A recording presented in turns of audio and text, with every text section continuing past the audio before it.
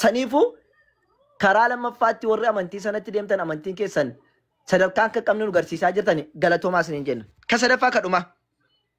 إسلام ما كرر أبان بربادي بو مرغساتي كالي سلي دبتا ما تره أبان بربادي أمانو أبان بربادي كفرو ربي سبحانه وتعالى بقول نقرأ سد التفاكي ستي دبتي الأجر لكن كان جيتشو مرغسات سون تاني دركما كان مديسي وان أوفي في بربادو تسيني وان تيف نمنكن بورتقافتما إنا اعتدنا للظالمين نارا أحاط بهم سرادقها لرب سبحانه وتعالى نما دي كفر تسيني جد رب سبحانه وتعالى أبد ساف كوبيسنا جد أبد ساف كوبيسنا أسرتك بربادي ديمو مرقاك إنو ملي بورتقافتهم ما جلاهم بو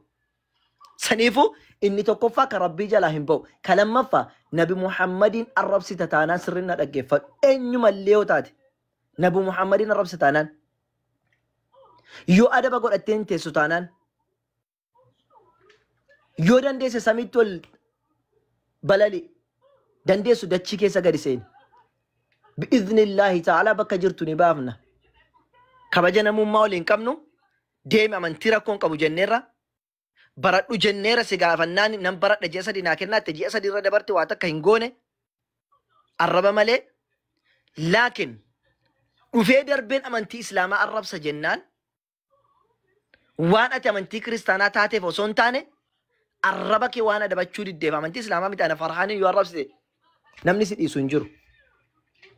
سيغالي نبوكي جرانان هذا كوسو الرب سيتيتي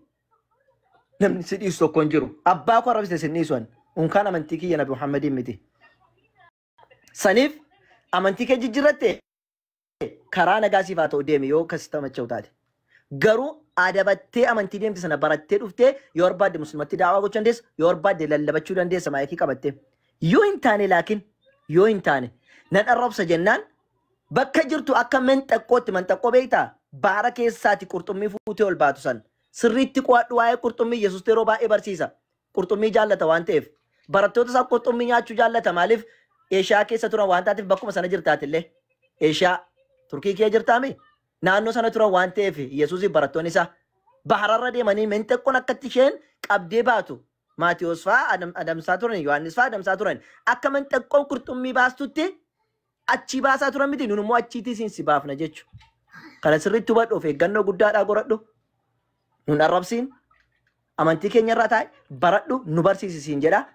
yoo waan nu barsiisu taate ahleen wasaalin dhuftee sa'aatii kamittuu ragaa qabdu nu naasa'uu dandeessa yoo san hin taane garuu adabadhu taa'e irra barraasiin jechuu barbaada.